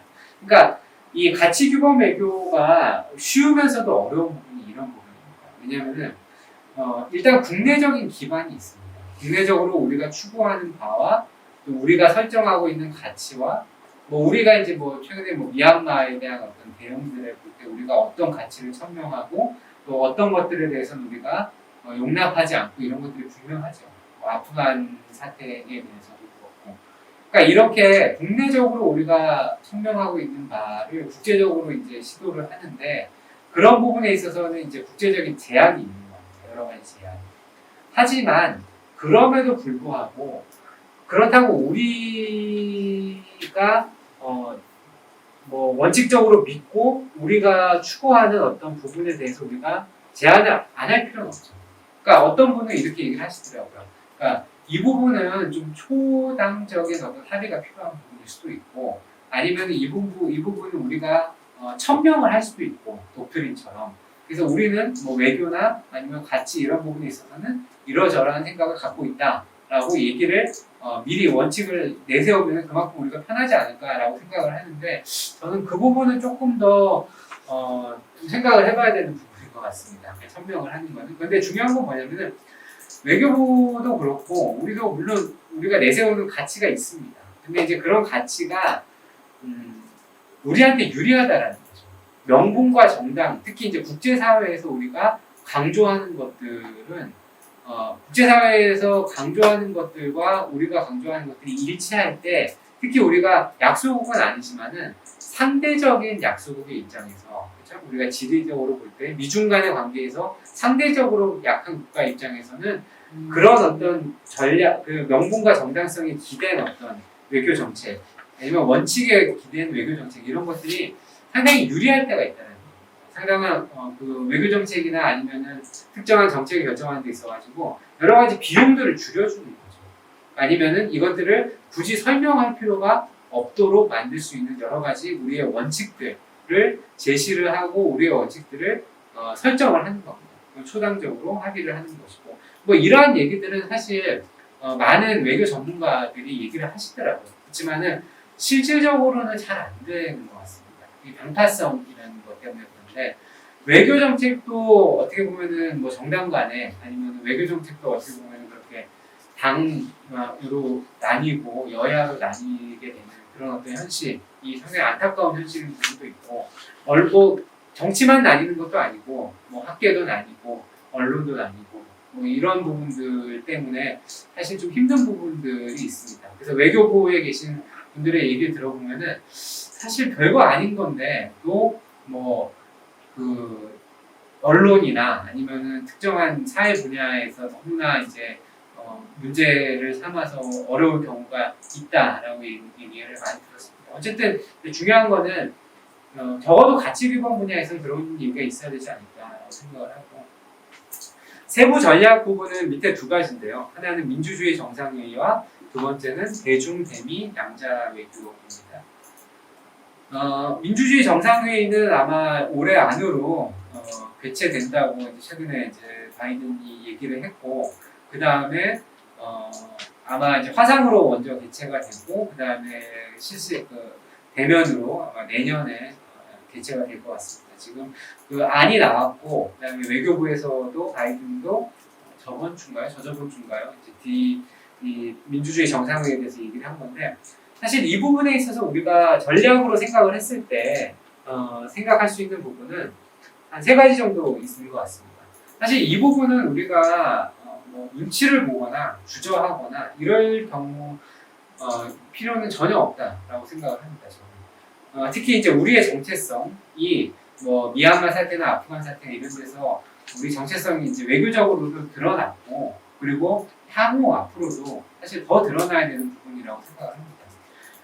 그렇기 때문에 민주주의 정상회의에 참여하는 부분은 저는 뭐 적극적으로 그렇게 해야 된다고 생각을 하고요. 그런데 우리가 이제 이제까지 외교 정책, 특히 미중 간의 이제 사이에서 이제 외교 정책 중에서 문제가 있었던 부분은 뭐냐면 항상 타이밍입니다. 그러니까 이게 참여하냐 참여하지 않냐가 문제가 아니라 남들이 다 들어간 이후에 우리가 어쩔 수 없이 끌려다니는 것처럼 들어가는 모습을 보이거나 뭐 이러한 모습들이 많다는 거죠. 그러니까 전혀 고민할 것도 아닌데 고민을 하는 모습을 보이거나 이런 부분. 사실 D10 같은 경우에는 민주주의 정상회의 같은 경우는 그런 고민의 모습보다는 보다 적극적으로 좀 우리가 들어가서 우리의 역할이나 아니면 우리가 이제 역할을 하는 것이 더 중요하다는 얘기죠. 특히 이제 주저하는 모습을 보일 필요가 전혀 없고, 오히려 이제 여기에 적극적으로 가담을 하고 우리가 좀 더 민감한 것들 있지 않습니까? 그러니까 쿼드 플러스나 아니면 뭐 자유의 항해 작전이나 아니면 경제 번영 네트워크나 플린 네트워크 같은 부분에 있어가지고 시간을 버는 그런 어떤 정책을 좀 펴는 게 전략적으로 좀 옳지 않을까 생각을 합니다. 그리고 두 번째는 그러니까 민주주의 정상회의를 통해서 우리한테 좀 민감할 수 있는 대중국 민주주의 인권 외교나 북한 뭐 이거는 뭐 정권에 따라 다르긴 한데 북한 외교 같은 부분을 그런 다자 외교 차원에서 우리가 일임을 하는 겁니다. 그리고 우리가 양자 외교 차원에서는 특히 중국에 있어가지고는 사실 인권이나 민주주의 같은 부분은 그런 민주주의 정상회의나 이런 부분에 있어서 얘기를 하고, 양자 외교는 양자 외교대로 가져가는 전략. 이 제가 볼 때는 상당히 유용한 전략이라고 생각을 합니다. 그 다음에 세 번째 이제 민주주의 정상회의에 들어가서 우리가 할 수 있는 거는 사실 미국도 마찬가지지만은 지금 어떠한 전략을 구체적으로 취할지, 그리고 어떠한 법제를 만들어야 되는지, 뭐가 문제인지 아직 확실하지 않습니다. 그렇기 때문에 우리한테 주도적으로 우리 역할을 할 수 있는 영역이 있다는 얘기입니다. 그러니까 보시면 알겠지만은 민주주의와 가치 규범도 이건 뭐 설리반도 얘기를 했던 건데, 제익 설리반도 얘기를 했던 거고, 컬트 캠벨도 얘기를 했던 건데, 공세적인 부분이 있고 중국 관련돼서 그 다음에 방어적인 부분이 있습니다. 공세적인 부분은 엔타이 차이나 부분이고 방어적인 부분은 프로 데모크라시 부분입니다. 사실 엔타이 차이나 부분은 우리 입장에서는 부담스러울 수밖에 없는 거예요. 하지만 우리 입장에서는 프로 데모크라시 부분에서는 전혀 부담을 느낄 필요가 없는 거죠. 근데 이제 프로 데모크라시 부분에서 우리가 할 수 있는 역할이 상당히 많다. 그리고 아직까지 법제화되어 있지 않고 아직까지 논의가 지속되지 않아서 계속적으로 혼란스러운 부분들이 상당히 많다. 이런 부분에 있어가지고 법을 만들어 가야 되고 규범을 만들어 가야 되는 입장에서 우리나라가 적극적으로 참여해서 그 규범을 같이 만들어가는 역할을 해야 되는 거죠. 특히 우리는 지리적인 입장에서 중국의 어떤 민족주의, 특히 이제 공격적인 민족주의라는 것들을 우리가 경험을 했습니다. 그 2008년도 성화봉송할 때 그 티벳 반대 그 시위자들한테 이제 중국 유학생들이나 중국인들이 하여간 어떤 상당히 공격적인 모습, 그리고 오성 홍기가 광화문 한복판에서 다 뒤덮은 그런 사건 혹시 기억하실 겁니다. 그런 공격적인 어떤 민족주의나 특히 뭐 최근에 뭐 여러 가지 뭐 문화 우월주의라고 할 수 있는 거죠. 뭐 여러 가지 뭐 김치나 아니면 여러 가지 뭐 한복이나 이런 것들 상당히 논란이 되고 있죠. 그러니까 이런 것들은 어떻게 보면은 권위주의 정권이나 아니면은 어떤 문화 우월주의나 아니면은 공격적 민족주의의 어떤 하나의 모습인데 이런 부분에 있어서는 한국의 경험이 있는 거죠. 고구려 동국공정도 마찬가지고 이런 부분에 있어서도 한국이 주도적으로 나서가지고 규범을 만들 수 있는 부분들 분명히 있습니다. 그래서 이런 부분들 기여를 하는 거죠. 그러니까 단순하게 D10에 들어가는 게 아니라 D10에서 우리의 역할을 하는 거죠. 그래서 이제 그게 이제 하나의 방법이고 그 다음에는 이제 우리가 전략의 하나로서는 양자 외교에 좀 신경을 써야 된다. 특히 대중 외교. 물론 대중 외교뿐만 아니라 이제 대미 외교도 이제 신경을 써야 되는 거죠. 왜냐하면 미국도 사실 그렇게 안정적이지 않습니다. 무슨 얘기냐면은 미국의 외교 정책이 우리가 원하는 방향으로, 미국이 천명하는 방향으로 바이든과 블링컨과 설리반과 그의 많은 스태프들이 원하는 방향으로 진행될 거라고 저는 생각하지 않습니다. 왜 그러냐? 이거는 우리가 트럼프의 그 선거 결과를 봐도 알고 있죠. 강한 트럼피즘이 남아 있습니다. 그리고 그 강한 트럼피즘은 바이든이나 설리번의 외교 정책에 있어서도 American Diplomacy for the Middle Class라는 것으로 지금 지속되고 있는 거죠. 그러니까 중간 계층, 미국을 위한, 미국 시민을 위한 어떤 외교 정책. 그렇기 때문에 미국도 정책을 펼 때 어떻게 펼지, 그리고 그 정책이 과연 우리에게 유리할지 불리할지 우리가 면밀하게 따져봐야 돼요. 하지만 그거보다는 좀 더 급한 일은 뭐냐면은 대중 외교에 있어가지고 우리가 약간 기울어진 운동장을 좀 바로 잡아야 된다는 얘기입니다. 그러니까 미중 갈등을 활용하는 거죠. 그러니까 경쟁적인 부분을 활용을 해서 현재 우리와 중국과의 어떤 외교 관계에 있어가지고 여러분도 아시다시피 최근에 싱하이밍 대사의 여러 가지 발언들이 문제가 되는 거 알고 있을 겁니다. 근데 싱하이밍 대사가 그런 거는 지금이 처음이 아닙니다. 그 홍콩 송환법 때도 인터뷰를 하면서 상당히 민감한 부분을 얘기를 했었죠. 그래서 처음이 아니고 그 왕이나 아니면은 이런 왕위의 발언들도 최근에 우리 외교장관과 통화해서 편장단이라는 얘기를 하면서 상당히 강압적인 얘기를 했는데 처음이 아닙니다. 왕이도 사드 사건 때 상당히 우리한테 모욕적인 얘기를 했고 그다음에 외교 관계에 있어서 상당히 지금 기울어진 운동장의 모습을 보이는데 이것들을 좀 평평하게 만들 수 있는 작업 이것들이 상당히 중요합니다. 그거를 할 수 있는 부분은 우리만이 갖고 있고 우리만이 추구하는 것이 아니라 여러 가지 그 국제사회에서도 인정이 되는 여러 가지 그 규범, 가치 규범을 이용해서 특히 지금의 상황을 이용해서 대중관계를 바로 잡는 거죠. 그러기 위해서는 사실 정부의 노력도 있지만 여러 국민들 상당히 중요합니다.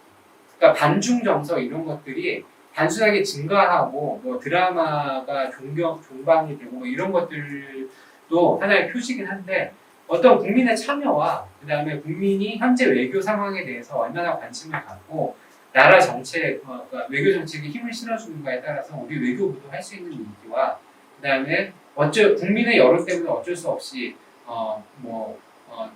못하는 부분들을 설정하기가 상당히 쉬워지는 거죠. 그러니까 그런 역할들을 여기 있는 분들이 이제 해주셔야 되는 거죠. 어디에 계시든지. 그래서 그런 부분이 제가 볼 때는 지금 상당히 중요한 전략적인 그러니까 전략이라면 이제 향후 2, 3년 안에 우리가 좀 자리를 잡아야 되는 그런 요소라고 생각합니다. 이상으로 수업을 마치도록